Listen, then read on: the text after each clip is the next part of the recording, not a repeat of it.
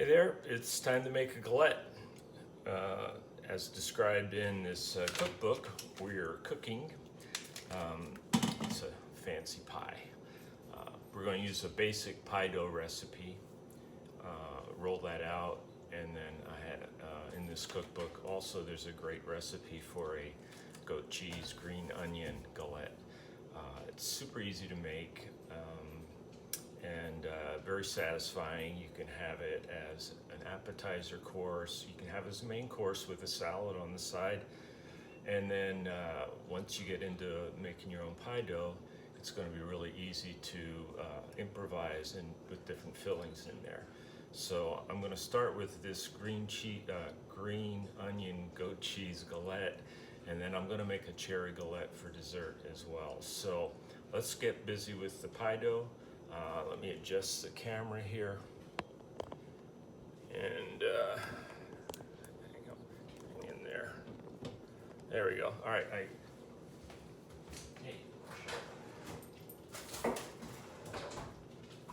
So when you're making a pie dough, it's basically flour and butter.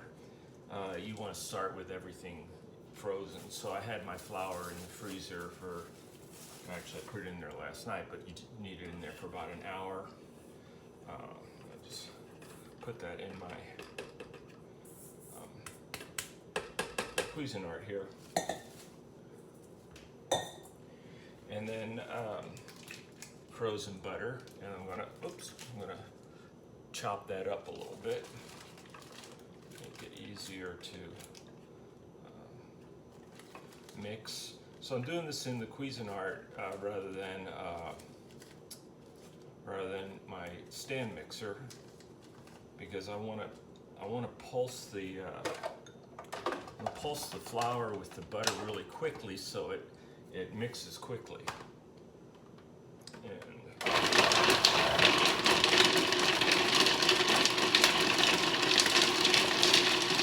so you just kind of listen to it. And when it gets to the point where it doesn't sound like there's a lot of rattling, you're probably in pretty good shape. Yeah. So that was what? 10 seconds? 15 seconds maybe? I'm making a mess here. Okay. Now, let me do this. You can see it kind of looks... it just looks like flour with clumps in it, right? So that's good. That means the butter is integrated well. So we're gonna put this back on, and then I'm gonna add water a tablespoon at a time.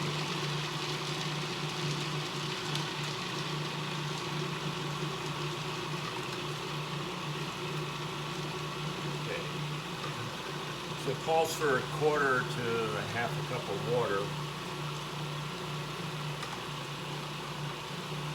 That's 4. Okay, so what I'm looking for now is to see it kind of folding over and mixing on itself.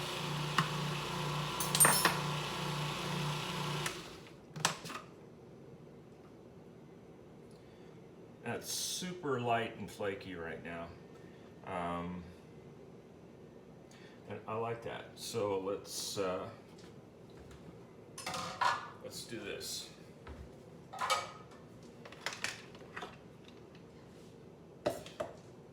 I got a nice clean counter here. I'll get this guy out of the way. Butter. Okay.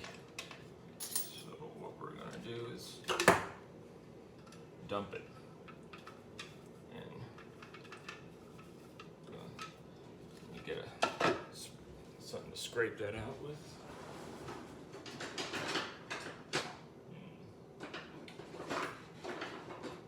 There. Okay, I want to just get all the goodness out of there.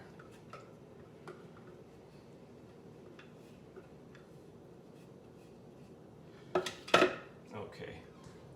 It's kind of nice to work quick on this too, because you want it to stay cold so the butter doesn't melt on you.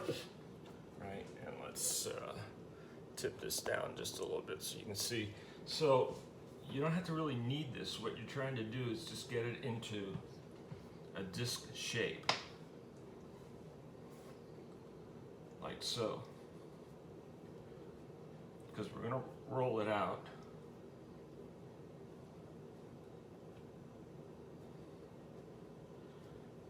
And okay, got it. Voila. Just kind of compress it a little bit. So now, as with any butter-based dough, it's going to go back in the fridge for an hour. So I'm going to wrap this up in cellophane, and then I'll come back in an hour. We're going to roll it out and make a galette. Okay, we're back. Our dough is rested, and we're going to roll it out now and make our green onion goat cheese galette. So I'm going to put the camera down here like so, and some flour out here. And I got to find my rolling pin.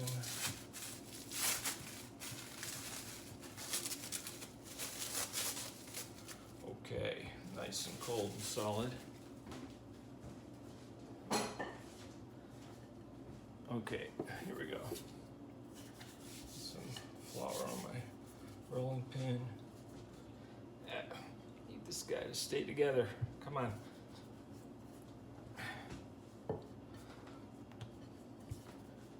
Okay, that's better.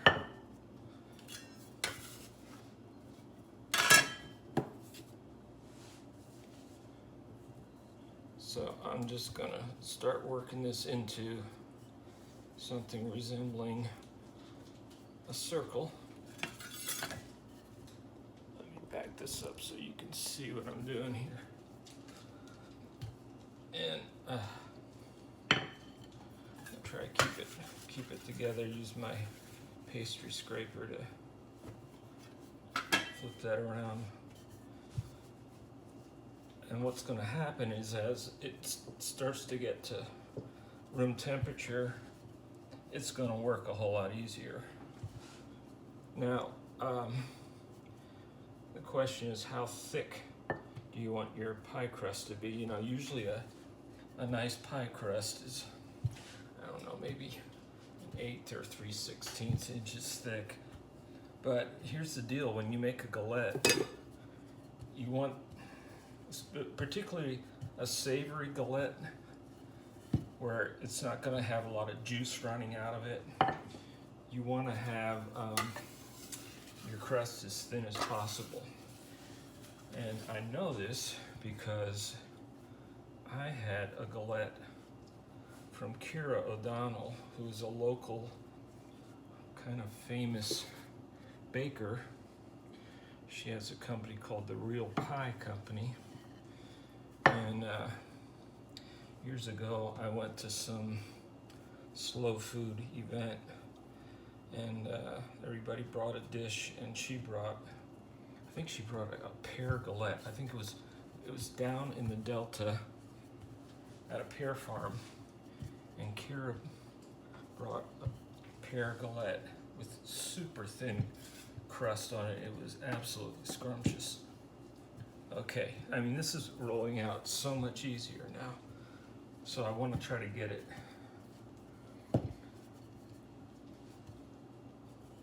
even across and fill any of the holes, pinch together, fill any of the holes, kind of, you know, it's still kind of Play-Doh-ish. And I got it pretty thin right now. So I'll just kind of work this a little bit to get it reasonably round and fill in the, okay, I'll just get my edges free here. You know, I think I can get a little bit thinner right around the perimeter. Well, that's pretty good on that side. And okay, I like that. I think I like that. Yeah. All right. Now, how do you make a, you see that? Okay, how do you make a circle out of that? Well, just borrow a big pan, a big serving tray, and run my knife around there. The other thing about a galette is it's kind of rustic, you know? It's not like a pie where you have everything, you know, crisscross pattern, or, you know, you see these, my daughter Marina sends me pictures of different patterns that people do on pies, the top of pies. And that, hey, look at that. That's pretty darn good, right? All right.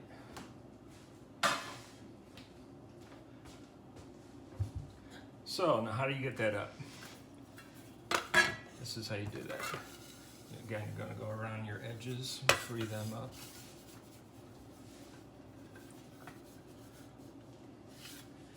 And then we're going to just roll it up on our rolling pin, like so. Voila, look at that. And then we're going to just roll it out like that. Okay. So I got a little piece of baking paper down here. Here's my green onion goat cheese filling, and I added a little bit of prosciutto in there just to give, you know, ham and cheese, right?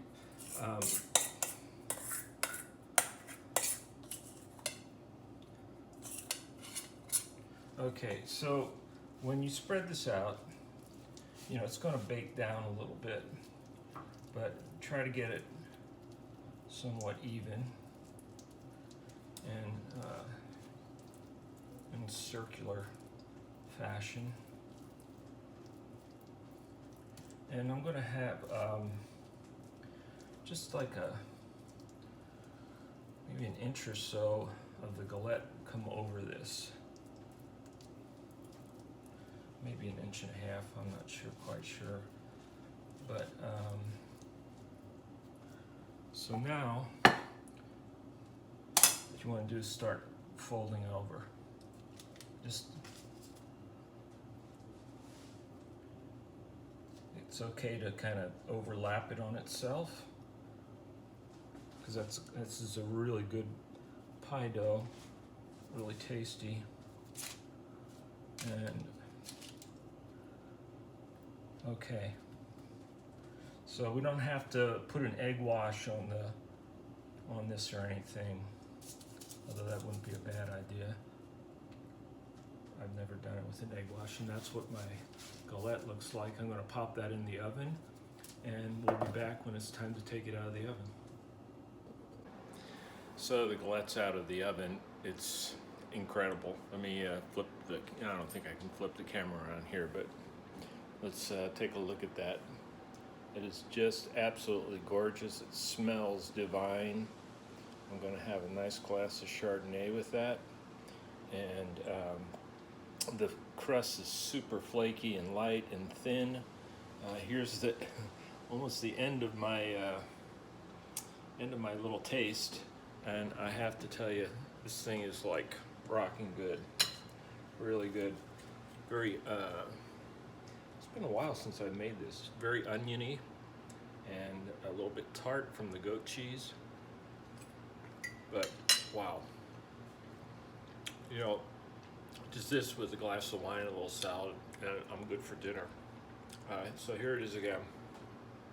My beautiful galette. You can make this, it's super easy and lots of fun. Bon appetit.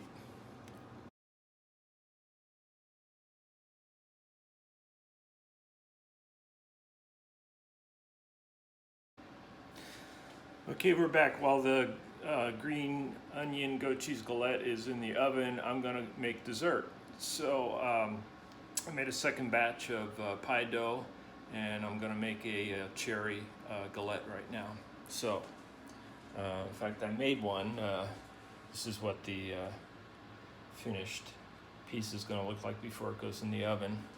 So again, I've got my pie dough freshly out of the fridge, and let's start working that. And I made this a couple weeks ago. My friend Curtis Fong, well, Curtis, if you're watching, went to Loomis and brought back a whole bunch of cherries and gave me some. So it is cherry season right now in California, and nothing better than a cherry pie. So I made this galette, cherry galette, a couple weeks ago with Bing cherries. Today I have Rainier cherries, and the cherries gave up so much liquid that, and most of it ran out, kind of busted out of the shell and ran out. So I'm going to try to make the dough a little thicker this time and see if that keeps them in there. So my daughter Sophia wanted to know what the recipe was for a cherry galette. So Sophia, if you're listening, here's the recipe.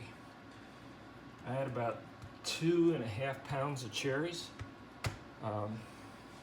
Your mother pitted them for me, which was nice. She used a pitter, but I like to take like a broad knife, put like 3 or 4 cherries down and just squish them, and then peel the pits out. I get a lot of juice that way, and I do it on a cutting board that has a little reservoir around the edge, and then I'll save the cherry juice. So anyway, 2.5 pounds of pitted cherries, and then with the cherry juice, you can add a little bit of port or any kind of dessert wine to that. You know, I'm going to just use half of this right now, because I'm not making a big one. So let me kind of redo this. Anyway, so with the cherries pitted, and you have some juice, or if you don't have juice, you could have you could just use port or any dessert wine really, and then cook that down, like reduce it from say a cup to 1/4 of a cup. And then what you want to do with this is kind of a mess, isn't it? What you want to do with the liquid is you're going to add it to the cherries, but first you're going to add about 2/3 of a cup of sugar and 2 tablespoons of flour. And in a bowl, mix that all together with the cherries, mix it really good. And then at the very end, you add your reduced port or whatever. You know, if you had cherry juice, great. If you didn't, you just had port or any dessert wine, really. Let's see here. This is my guide. I'm pretty close, and it's still pretty thick, right? Just a little bit more, and that's close enough. Make sure you guys can see all this, right? So you've got cherries, you've got 2/3 of a cup of sugar, you've got 2 tablespoons of flour, you add your port or whatever reduction you have, and it makes this beautiful syrupy goodness in here, right? Which is why we're making this thick, so we can try to keep all that goodness in when it bakes. And I'm making these smaller because it's kind of a dessert for 2 here, rather than make a big pie. Okay.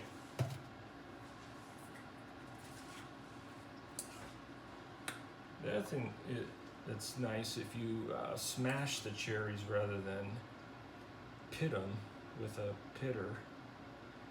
They're a little flatter. You know, you got basically you got a half your cherries half, and I probably could have cut these in half. Would have been preferential. So you see, I'm getting a lot of that. Get a lot of that nice syrup, but that has flour and sugar in it, so it should thicken up when it cooks. All right. Now, yeah, this is much thicker. So I'm just gonna kind of.